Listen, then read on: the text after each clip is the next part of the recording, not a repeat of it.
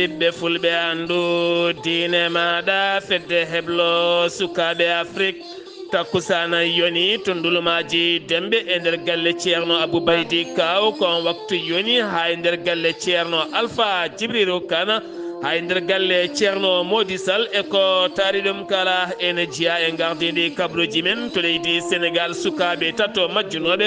toon to Thiaroye ñande altine ɓe jiitama hanki o e nder oto goto bonɗo kamɓe kala aɓe mbasi pittali mabɓe to leydi Mauritanie kene tolno e nogas e ɗiɗi ñalawma ko internet tel kuppano e nder leydi ndi taw koye internet téléphone aji arti jamma hanki o fayi subaka hande ɗum ko caggal jagorɗo tambiɗo konngol laamu ngu hanki caggal batu jaago nde hollinno wonande ɓooyata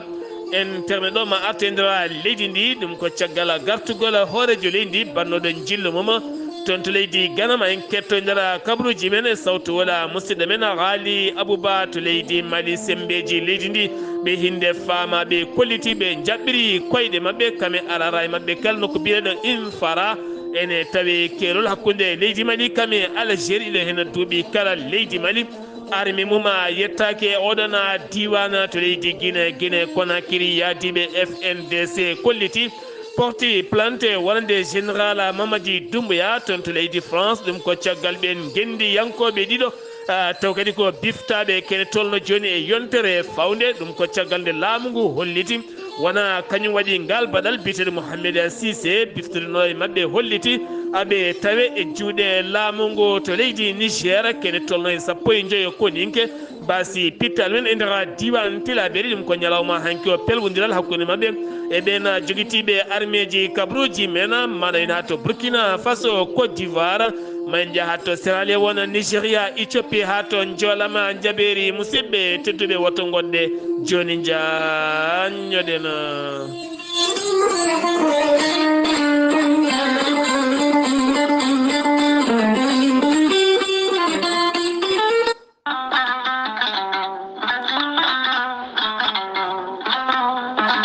kawis Allah cuuɗiɗo ekkiɗo hen lekki mbiyaki gorelte noon ko kawisaji mawɗi goni e muɗuma gorelte ko haako moƴƴo iwroko to kordinnoro a yittat ko jamireɗa mbaɗa e ndiyam gulɗam aɗa yara aɗa yiito cellal ɓandu maɗa gorelte ko haako moƴƴo ala rewam ala effet a wulnat tan an joguiɗo caɗele AVC jogui caɗele cardiaque tension ɓandu jaaɗol tuƴiɗo mo yahata jama ni juma ni jokkoyde enɗam mo nangata taare janowo yogay rafiji kewɗi kala gorelte ko kawis mawɗo tan woni e muɗuma an joguiɗo ƴiye musoje ɗaɗiɗi dognata ƴiƴam kala mum de sa jokkodire gorelte ma wi alhamdulillah gorelte hewɓe hutortoɓe ɗum kolliti jiiti men koye mumen on mo nangata taare yogay rafiji goɗɗi kala sa yeehi to Google a waɗi www.gorelte.com ma janggan hoore maɗa kala muɗuma so tawi ko tongoɗe gorelte jiɗɗa hebde beele mbawa jokkodirde e mabɓe so tawi gonɗa koto Espagne jokkodirta koye Amadou Touré mbatta ko plus 34 643 29 22 96 so tawi noon gonɗa koto Belgique jokkodirta koye Mounta Samba Ba mbatta ko plus 32 466 17 00 52 so tawi noon gonɗa koto Sénégal Mbour jokkodirta koye Seydou Ndaw 77 388 21 88 so tawi noon gonɗa koto Ndendori ene tawi nder leydi Sénégal jokkodirta koye Salif Diallo mbatta ko 77 901 74 67 so tawi noon gonɗa koto Kaolack jokkodirta koye Khadidiatou Guissé 77 693 55 12 so tawi noon gonɗa koto Jimbe jokkodirta koye Amadou Thiobana mbatta ko 77 428 85 88 so tawi noon gonɗa koto leydi France jokkodirta koye Harouna Ngayde 06 50 99 64 43 musidɓe tedduɓe gorelte e jeese men eɗen daña hen jama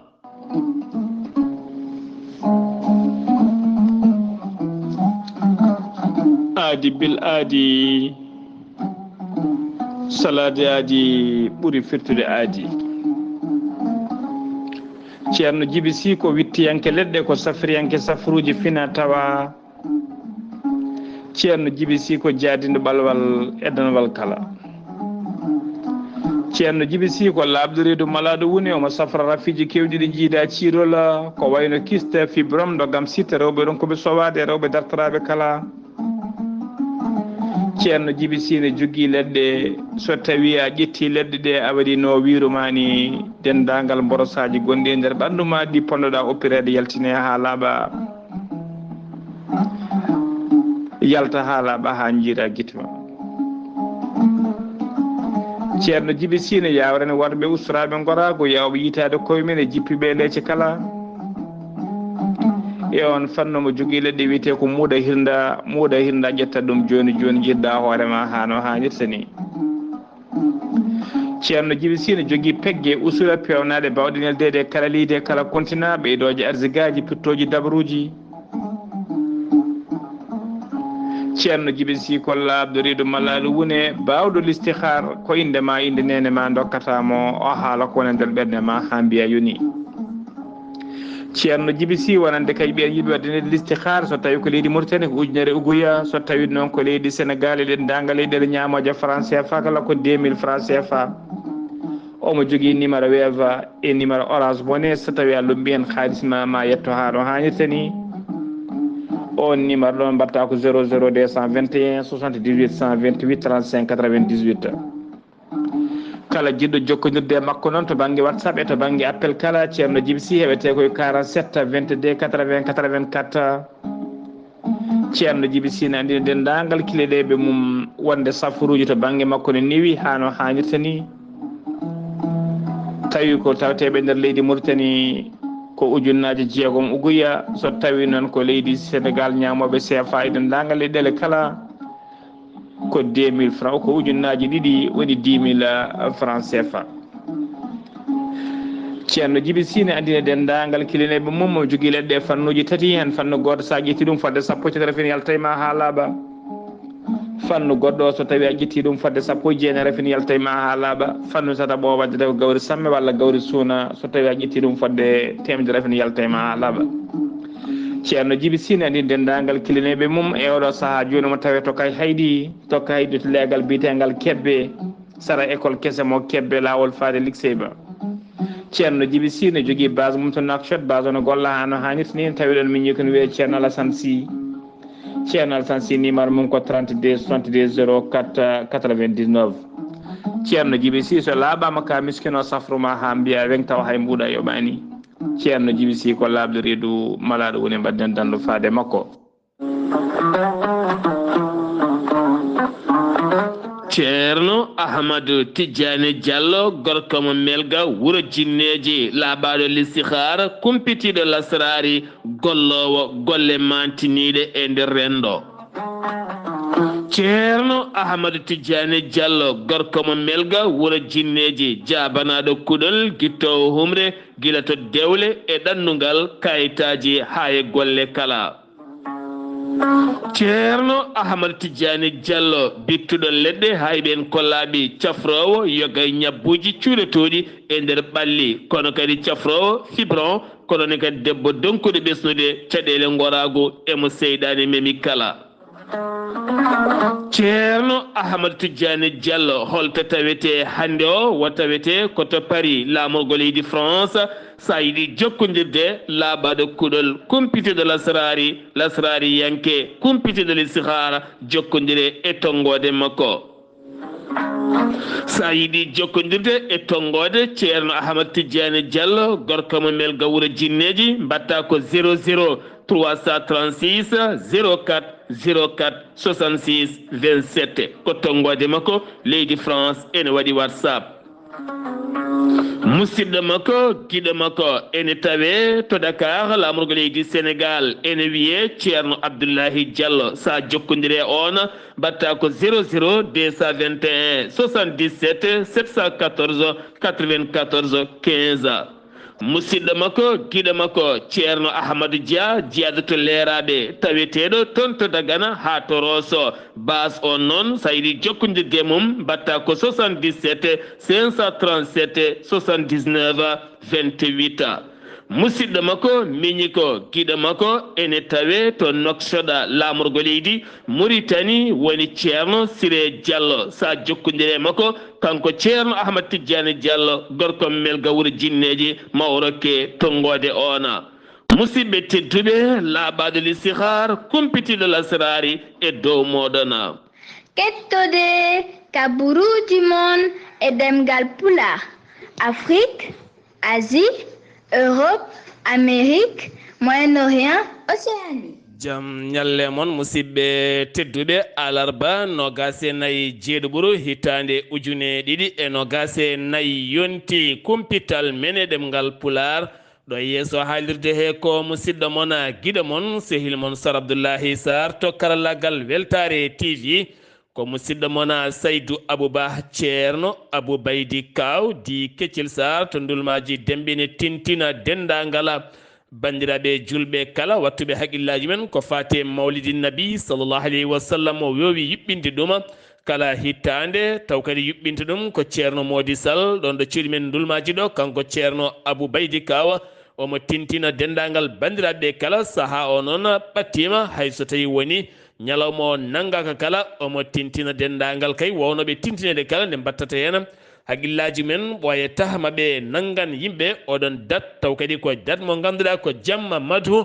annabi o sallllahu alayhi wa sallama kumpital men e ɗemgal pular hoorejo leydi Sénégal hono Bassirou Diomaye Diakhar Faye ene tawe hande o to Paris lamorgo leydi France ene ɗoftimo joom suudu makko ɗimmo o biteɗo Habsa Faye kamɓe ɗiɗo kala ɓe tawi toon to lamorgo leydi France nawimo to noon koye bismago nando makko Emmanuel Macron ngam tawtoredemo udditgol pijirloji biyeteɗo Jeux olympique hande o noon kanko mo leydi Sénégal wo tottiri arara en gendi leydi Sénégal woni athlète fijoɓe ɓe leydi Sénégal guila to banggue dogdu ha e diwel piccel gori e gueɗe goɗɗe kala ɗum noon o wasima maɓe ndeɓe gaddata ndam e nder leydi ndi Sénégal ngam arara en gendi leydi Sénégal ko arara e hande gaddaɗo iɗiɗo hen pijirloji hande ɗi ganduɗa wona nde windere nde kala haqqillaji men keedi ko leydi France taw kadi ko ɗin ñalɗi jogorɗi uddidde ñande aljuma paɗoɗo hen no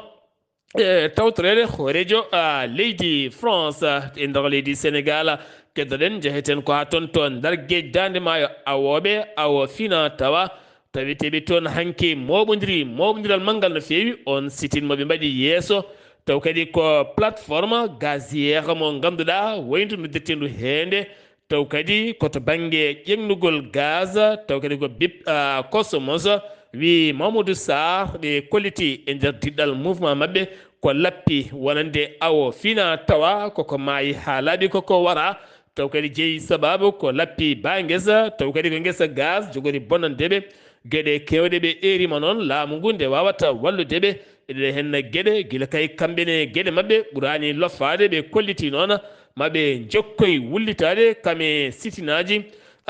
mabɓe kala garten koye rapport loni sida hanki o yaltini cimtol mum taw kay koye jonde mabɓe nde ɓe kolliti Afrique de l'Ouest Afrique centrale kono kadi Sénégal e hoore mum e nder windande nde ɓe jaltini aduna kala 39 piccal 9 million bani adama ko jogui oɗo hen rafi mboros biyeteɗo sida e nder leydi ndi Sénégal tan ujunnaje 44 ujunere neɗɗo teskama noon 2021 2022 23 ustima no fewi ɗon ɗo wonno kay ɗiɗi piccal goho oɗo saaha wonti diga piccal 5 ha diga piccal 3 woni kay ko wondi e oɗo hen ñaw e nder leydi ndi Sénégal teskama noon raɓaɓe hesɓe ɓe ko ujunnaje 2,9 neɗɗo kono kadi teskama ujunnaje 54 ujunere hen 52 ujunere kay ko sukaɓe yaroɓe duuɓi 15 ɓuuri hen hewde noon ko rewɓe ɓen raɓaɓe e oɗon fannu kono hewɓe hen oɗo sahane keeɓa safara mumen no hannirta ni kene wona ujunere neɗɗo e nder leydi ndi Sénégal wasi hen pittali mumen garten ko fate banggue dawrugol woni Mansour Faye gonnoɗo jagorɗo yagara e laamu Macky Sall kan woni kadi maire wuro Ndar Guejdande Maayo hakkunde Mimi Touré gonnoɗo hoore jaagoɗo e laamu Macky Sall kono kadi oɗo saaha lundiyanke mawɗo no feewi jaaduɗo e landa laamu hannde o joni ɓe woni Bassirou Diomaye Faye kanko noon caggal nde wanno discours makko walla ni conférence makko ñande 17 nduɗo hennal lewru o haali toon walla nde Mansour Faye maire wuro Ndar Guejdande Maayo nde wonno jaagoɗɗo ya ngara dirtini koye nder koppareje taw koye on booña mo ganduɗa covid-19 kene wonno ujunere milliard wonko dirtin toon on noon hollitinayimo yeeso lawol tribunal de Dakar janggo kay mawdi ɗin dossier ji taw ko salle 3 ak 9 kanko holliti ɗum ko Mimi Touré janggo woni kuccam kettugol wonande kay ngol kappagol ngol happi Mansour Faye nayimo e yeeso a laawol ngaten koye jangde leydi Sénégal BFM yuɓɓinama e nder gendi leydi ndi élevaɓe ɗiɗo mbaɗama garde à vue ɗum ko caggal guyka teskaka e mabɓe ɗum noon koye groupe scolaire mo Guédiawaye ko hen tigui ɓe jalti wona ɗum ko goɗɗo naggama taw kadi koye groupe WhatsApp baɗɗo yimɓe jeeɗiɗo ene waɗi noon trafic ko fate guyka BFM ka ganduɗa koko haɗa jogade téléphone ni nanude téléphone e nder salle walla ni gueɗe guyka ko fati ɗiɗon fannuji kala service douane mo leydi Sénégal jertini ɓesguji leydi ndi kala ha tenti noon finoɓe nder gendi leydi ndi Sénégal walande kay oɗo saaha won document ji jirliɗe nder réseaux sociaux ene hollita douane woni koye yeyde autoji nangganoɗi toon to port taw kadi koye coggoji gonɗi mon seer no feewi douane leydi ndi holliti ɗum wodani teni kadi mbaɗi hen fere to banggue binditogol tembere goɗɗum e gueɗe goɗɗe kala jewmi yoɓa hen koppareji jonɗi no feewi ɓe kolliti kala naɗɗo hen naati e erreur ɗum ko funtoɓe mbaɗi ɗum wona kamɓe haydara sunare musde kay ko ɗum waɗi ko waɗi toon to sara conto Thiaroye sur Mer ɗum noon waɗi ko ñande altine nde sukaɓe tato Dawouda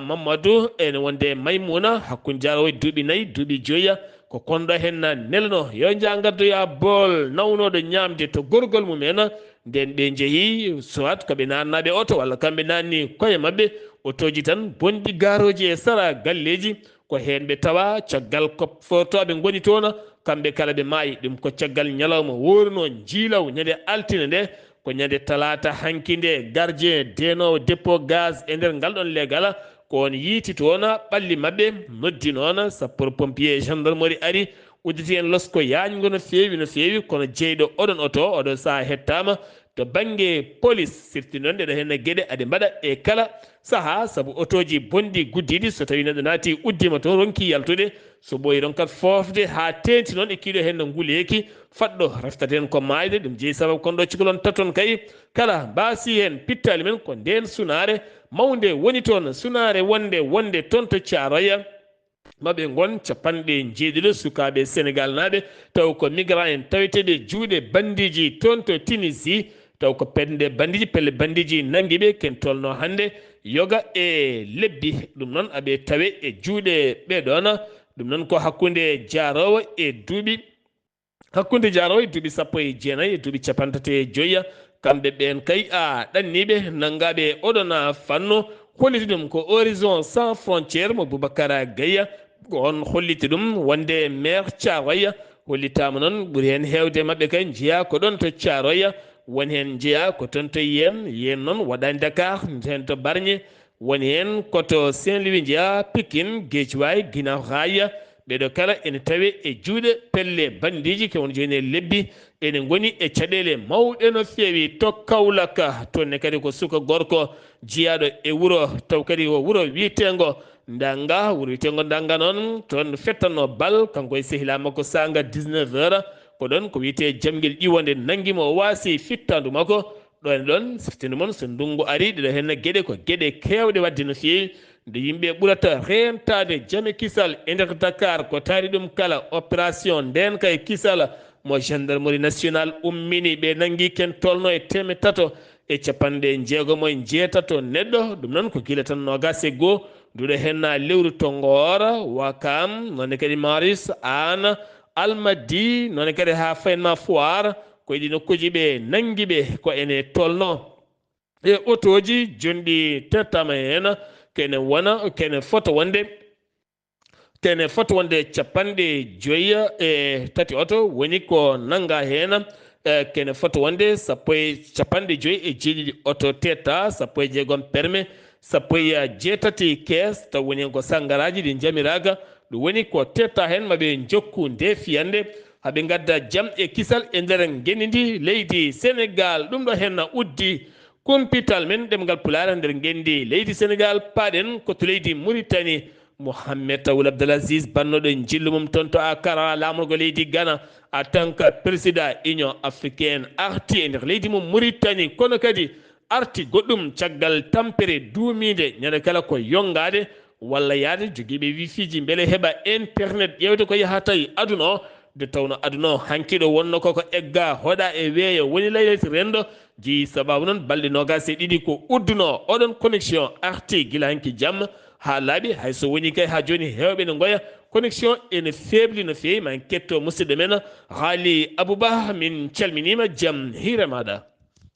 jaam hiire moon hettiyankoɓe radio weltare ɓiɓɓe fulɓe andu diine maɗa jaam hiire maɗa Sar Abdoulaye Sarr ko noon tigui gabroji men e nder leydi Mauritanie ko ɓuuri tengtude ko Mohamed Cheikh El Ghazouani hoorejo gendi Mauritanie gonnoɗo e taw kadi kañum woni hoorejo fedde Union africaine gonnoɗo e jillu mum toon to Accra lamorgo leydi Ghana o arti e nder Nouakchott lamorgo gendi makko o arti noon ko guila ñande jamma aleta ɓenuɗo o yahano goto noon omo yadno e délégation timmuɗo e nder ɓene tawi hen Mahta Wul Ndiaye kañum woni ministre chargé du cabinet du président de la république wondude Mohamed Salem Wul Merzouga ko jagogal kafinagal ko fate gueɗe caggal leydi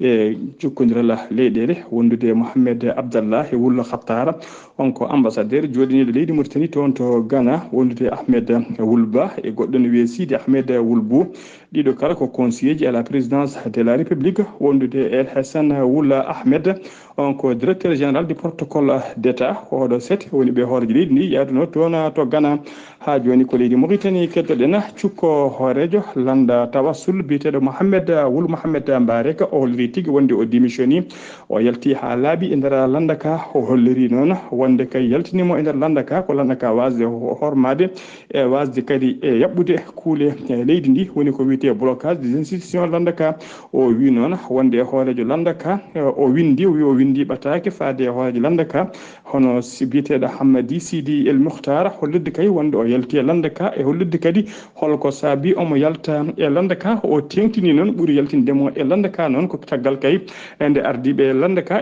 e hoore mum guila e hoorejo landa ka ɓe mbaɗi kay félicitation faade e hoorejo leydi Mohamed Cheikh El Ghazouani hollirde kay wonde ɓe jaaɓi polgu ngu kadi ɓe jaaɓi résultat ji badnoɗi e nder leydi he tawi kadi o wi nder ɓatake makko wonde yimɓe kala ne gandi résultat ji ɗi ne keewi guykaji ne waɗi fraude ha joni ko leydi Mauritanie keddoɗen gouvernement Mohamed Wul Bilal Messoud hoore jagorɗo gendini ene waytin oɗo saaha joni gouvernement o woni tigui koye cilsirtite muɗum saabu kay ko jonde sakkete ɓe gone heblanade joɗade ɗaminno kadi jonde ko talata hanki ɗum fonno wadde caggal jonde ɗe noon ɓoyata tigui kanko Mohamed Bilal Messoud hoore jagorɗe o joƴƴina démission makko kañum wondude démission dendagal gouvernement makko kala so hoorejo leydi ɗi jottima ñande goho lewru août dartoon ko nden tigui suɓoto soit kay ma woni waɗimo rekkodi walla suɓo hoore jagorɗe goɗɗe ko on hoore jagorɗe kesso noon suɓoto gouvernement mum kesso mo ɗamini gollodade kay e nder oɗo deuxiéme mandat Mohamed Cheikh El Ghazouani tawi mandat o fuɗɗoto ko 2024 ha 2029 ha joni ko leydi Mauritanie keddoɗen ak juge wuuro ak juge ne tawi ɗom ka mawko no fewi oɗo saaha kay caggal nde ɓe keeɓi pan taw ko kuppira ndiyam mawɗum no fewi laamu ngu noon gam haɓade kay ko fate ɗom ka waɗi tigui setarnaji ndiyam sari e nder yoga e leeɗe he beele kay yimɓeɓe mbawa hebde ndiyam hano hannirta ni hono pan o noon ummori tigui koye tuyau principal ummiɗo toon to Bénichap taw kañum yarnata wuuro ngo gouverneur inchéri noon hono Idrissa Demba Korera o holliri tigui wonde laamu ngu ma darano doole mum ponno haɓade ɗom kay nder wuuro inchéri ko kadi laamu ngu ƴetti tigui équipage ji technique nana daari gam fewnidde oɗon pan ha joni ko leydi Mauritanie keddoɗen Mohamed Cheikh El Ghazouani hoorejo guendi Mauritanie o joddima en audience e ambassadeur kesso joɗiniɗo leydi Qatar e nder Mauritanie hono biteɗo son excellence Shahlina Ben Ali Kalvan El Kati El Kabi ɗum wonno ko talata hanki no gasa tati lewru juillet 2024 ambassadeur o noon weedimo ɓataki jum de créance ene tawtora audience o noon jagol gala leydi Mauritanie kalfinaɗo ko fate gueɗe caggal leydi jokkodiral leyɗele Mohamed Salem Wul Merzouga wondude e Mokhtar Wul Ndiaye kañum woni ministre chargé du cabinet du président de la République, wondude Harouna Traoré ko conseiller à la présidence de la République, et wondude Mohamed El Hanchi El Ketap, on ko directeur de la coopération bilatérale au ministère des Affaires étrangères, wondude tigi ko affaires étrangères ambassadeur non holli tigi weltare mum mawde no fewi e bismago horeje leydi e jonde ɓe joddi hakkude mabɓe o holliri hen weltare makko mawde no fewi ha joni leydi Mauritanie keddoɗen internet mobile kupanoɗo kay kene wona balɗe no gasi ɗiɗi caggal kay jaltugol jencude sungoji hoole ɗiɗi waɗino seppoji gulɗi jaw ha waɗino wari hoore laamu kuppino internet balɗe no gasi ɗiɗi ko internet o kuppa saabu ko guila ñande talata ɗiɗi lewru juillet internet o kuppano minuit caggal mbiɗen seppoji gulɗi jaw bannode nder jokli leydi he kala taw ko yimɓe hollirde tigui mekki mumen e ɗiɗo résultat ji ko fati sunkoji hoore leydi ko leydi ko Mohamed Cheikh Al Ghazouani kañum heeɓi polgu internet ɗo noon arti e ñalawma subaka hande o hewɓe kay pini tigui tawi ko internet o arti hano hannirta ni ɗum kadi waɗi hewɓe bettere saabu hakkillaji hewɓe ɗaminno internet o kay ɗamine artirede ko caggal kay investir Mohamed Cheikh Al Ghazouani ɗaminiɗo wadde kay ñande goho lewru août ha joni ko leydi Mauritanie keddoɗen chef d'état major général des armées mo leydi Mauritanie hono général de division Mokhtar Wul Bolle Chaban o ardima cérémonie jaltugol haalde wattore capanɗe nayyi ɓiwol 40e promotion taw ko de officier ji de l'armée taw kadi ko waɗɓe heblo men to école militaire inter armée ko militaire inter armée to attara officier ɗi kala noon ko hebnoɓe baccalauréat mumen caggal ɗum suuɓi kay wonde koninkoɓe mbaɗi ko duuɓi tati formation mabɓe oɗo saaha joni ɓe jalti kanko chef d'état major ɗon o waɗi erango e wasiya faade kay e ɓeɗon officier ji yaltuɓe oɗo saaha joni nde dartono dole men ponno gam rende leydi men wadde kadi hormade kuule leydi ndi musidɓe tedduɓe gasi ha laaɓi ceer ko ɗum ɗo wonno ko tonguɗen habaruji men ɗemgal pulaar e sowto musidɗo moon sehil moon Ghali Abouba yo jaam Allah jogomi jogo Ghali Abouba golle ma jooɗi peewi kumpital ngal leydi Mauritanie nandiral ciifanongal hakkude leydi Mauritanie kame Brésil ngam yaltinde liɗɗi tokosi ɗi hinde sardiŋe fuɗɗima yaltude capantati ujunere tonnes e wiide jaagoɗɗo awo kamine wonde ambassadeur mo leydi Brésil taweteɗo to leydi Mauritanie kikiɗe hanki o hoorejo leydi Mauritanie Mohamed Cheikh Al Ghazouani tawtorama toon to tawrah Zeyne dokkirgol taw kadi ganduɗa ko kaɓirɗe jonde no fewi wallide sukaɓe jonde haɓade jonde wasam gollago ɗum noon ko jar muɗum ma wonoyi koppreje jonde no fewi sappo e ɗiɗi million taw koye koppreje dollar en hen capantate tati camion beena wonde camion ngaji goɗɗi e goɗɗi ɗum noon ko yidde wallide yimɓe ha mbawa gollade haala ba ɗum uddi kumpital men ɗemgal pular e nder gendi leydi Mauritanie paaɗen koto leydi Mali to leydi Mali sembeji leydi Mali ɗi hinde faama tambiɓe nden kay kisal bertidi leydi ndi ɓe kolliti ɓe jaɓɓiri koyɗe mabɓe taw kono ko biyeɗo Namfaraka ene tawi nder localité capanɗe 4 kilométre hakkude muɗum e nokku mo mbiyata Inkaje taw kadi tawete koye keerol hakkude leydi Mali kame Algérie ɓe jaltini hewɓe noon deñiral wolde e piyanɗe gulɗe jaw baɗɗe toon o saaha araray mo gendi leydi Mali ene weɗo e gonwe yo widrapa chef d'état major général armée gendi leydi Mali ɓe kolliti ɗiɗo hen duuɓi kala armée leydi Mali yaɓɓani toon koyɗe mum kono ɗo saaha jeyama e nder jimadi mabɓe woɗɓe kay dañɓe tana musto no fewi ko finoɓe to wuuro witengo Dembo Sango an gon wuuro noon ko jeeya koye nder région mo Bankasa ko worɓe joguitiɓe armée ji liiƴi e ngoɗon wuuro ɓe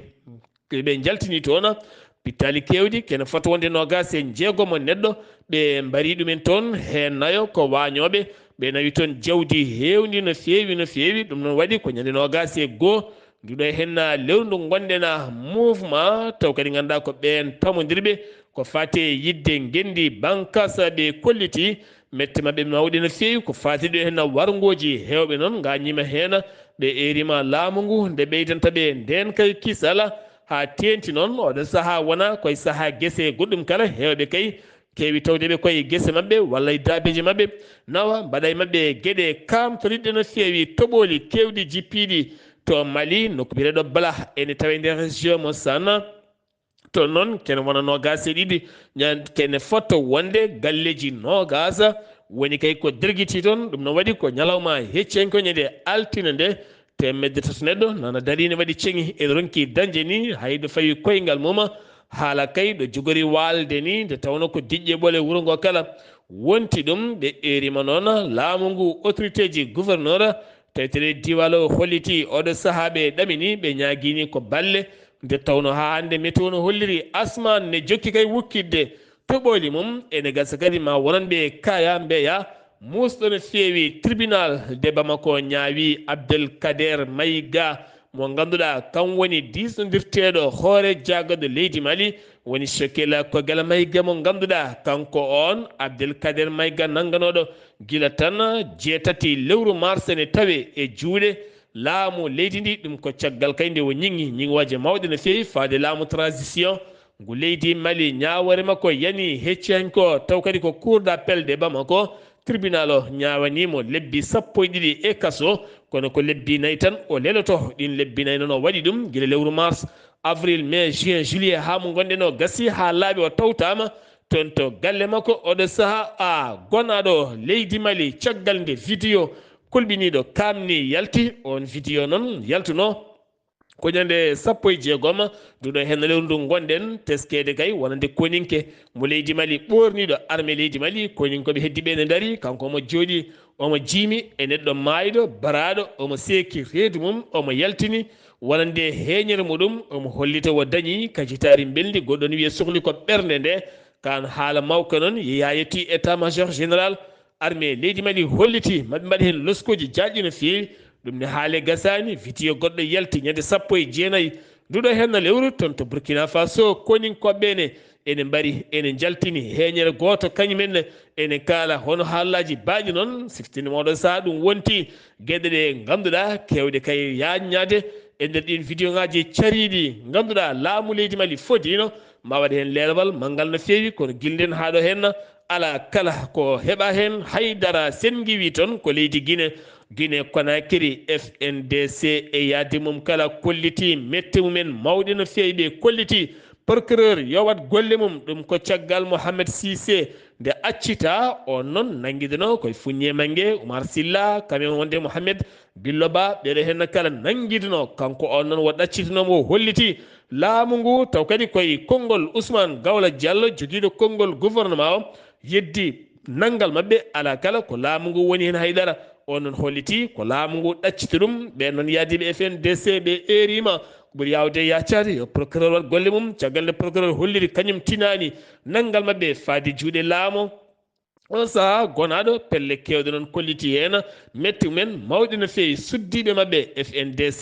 ɓenne kadi toon to leydi France paari porté plainte général Mamadou Doumbouya hoorejo leydi taw ko nangude yimɓe wawnere e forsude sogde yimɓeɓe e dow majjere taw kadi yimɓe gandaka holto mbaɗa e nder ɗiɗon nokkuji kala ko wona ɗum konon hanki o hoore jaggoɗo leydi ndi woni Bawuri kame pelle syndicat ji MSG ɓe mbawi joɗorade ɓe jewti no feewi ko fate alhaali Funye Mangue kame Billoba kame Mohameda Billa kame Hameda Billo Ba ɓeɗo hen ɗiɗo nangaɓe ɓe kaldi hen toɓɓe jaƴƴi no feewi kono haɗo ala kala ko gasi hen haydara guinenaɓe hewɓe noon kolliti gueɗo toña gañalde manatu ha laaɓa walla kamɓene ɓe kolla hen kala koɓe mbawi kowona ɗum ko noon jagorɗo ñawoje leydi ndi jagorɗo fodde neɗɗo Yaya Kayraba Kaba holliti hanki o yamiri yo accite ken tolno e 13 dumbaɓe e cuuɗi dumbirɗi tawite to Conakry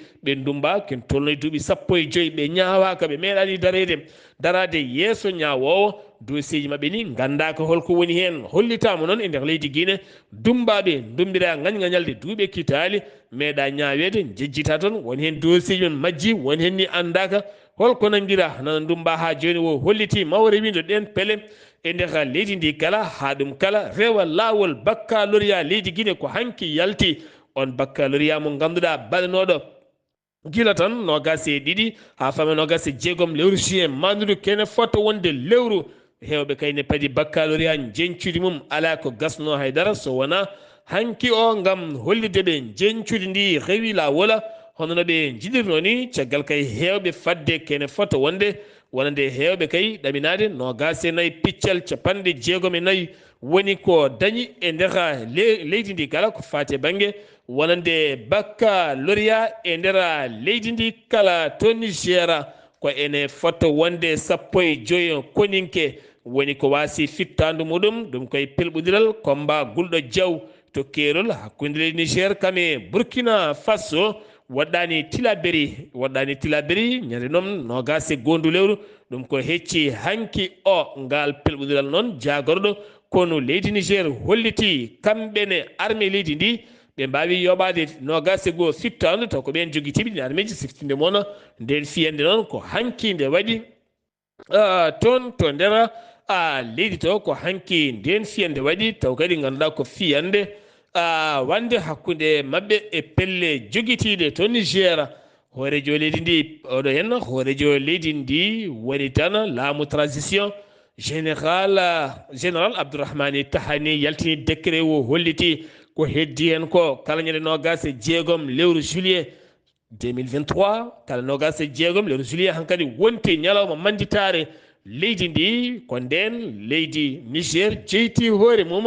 ɗon ɗo koninkoɓe leydi France jalti leydi mabɓe ɗon ɗo ɓe jaltini société ji France leydi mabɓe ɗon ɗo ɓe kepti koye mabɓe o holliti kala nogase jeegom hankadi ni ko ñalawma mawninteɗo manditare leydi Niger ɗum ko siftinde moon ko nogase jeegom lewru juillet o wanno kuddata wonande Mohamed Bazoum wonno ko hitande yawtunde ɗon ɗo paari eri laamu transition nde accitta Mohamed Bazoum ko ɓuri yawde yaccade ko alda e rewidede haydara ɗum noon wonno ko nogase jeegom lewru juillet 2023 ko nden général Abdourahmane Tahani follimo elefol laamu ha laaɓi ha wiccera to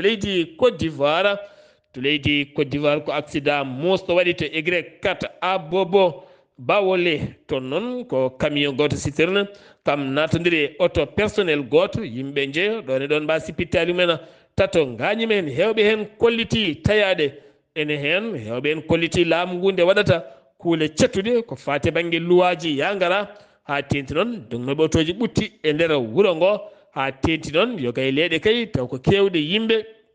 e dow oɗo hen sifa ko fate heɓanade sumgoji 2025 taw ko tonto leydi Côte d'Ivoire catal CEL walla mbiyen CEI taw kadi ko catal tammigal sumgoji leydi ndi ɓe kolliti nogasi ɗi ndu lewru ha fema ɗiɗi lewru fandu maɓe joƴƴin cate CEI taw ko tambiɓe sumgoji ɗi e nder bertinde leydi ndi kala gam heɓanade ko fate banggue bindetagol kono kadi ko heɓanade ko fate banggue fiche électoral gam sumgoji tijjaɗi payaɗi to serale won tribunal mo ferata won ñaawi biteɗo Amadou Makolo koyita jafuɗon koyita Amadou Makola koyita on noon woni gandi mawdi kay yuɓɓinodi kuddata novembre 2023 taw ko kuddatamo latanoki kanko e sappo woɗɓe o nanguida ñawore mabɓe yani hanki duuɓi 39 ha hitta ha duuɓi 150 ndungu ɗum noon wonande kay ko takkira ko kala hen takkande so tawi feccama e ko ñaawa ko ma waw sokede duuɓi 150 ndungu beele omo jogori wuurdi ɗum kala firti ko duuɓi 70 ma o lelo ɗum e kaso heddiɓe noon goto hen kala ma lelo duuɓi 39 e kaso heddiɓe kala ɗum ko nanguire deɓe wonande kay yinnoɓe derguidde hoorejo leydi ndi e novembre 2023 to Nigéria ko avion jolnunoɗo 119 neɗɗo ɗum no wonno koto bowal ladidiwoje ngal yoola ene tawi nder état mo Adamou Wa kafano koto Abidjan lamorgo leydi Nigéria caggal noon nde ponoji makko fusi haade makko wadde décollé ko nden noon ɓe mbawi kay wadde feere kala hakka memti leydi ndi waɗani hen hay goto gañiɗo hollita ɗum ko gardiɗo ngal ɗon bowal ladidiwoje tana musɗo baɗɗo toon to Éthiopie to ɓooli gardi toon garde yerɓande ɓakke jeeyi sababu temedde ɗiɗo e ko fawi neɗɗo kay keddima hen pittali men ɗum waɗi koto gazé gafa e nder on diwan kala matériel uji kewɗi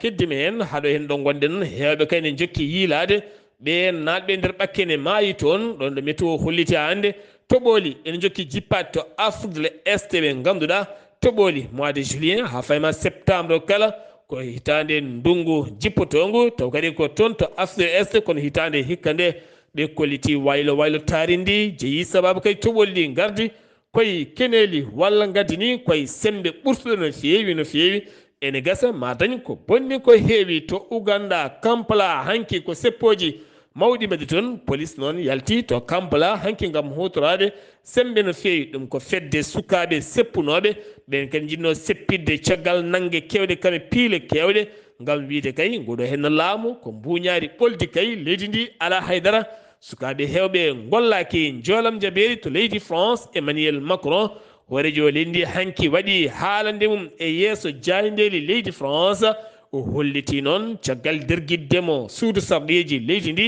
ɓe jeehi sumgoji daawal gadigal e ɗimmal kala ala hen kala ko gañi kono kadi oɗo saaha mo gonɗen hoore jagode leydi acciti golle mum gouvernement o kala démissioni acciti golle mum kono haɗo ɗum gonɗen gouvernement kesso toɗɗaka taw holliti wo toɗɗotako gouvernement kesso so wona gasa kay pijirloji olympique baɗoji puɗɗotoɗi ñandal juma paɗɗo hen ɗo ha 15 lewru août e nder nduɗa hen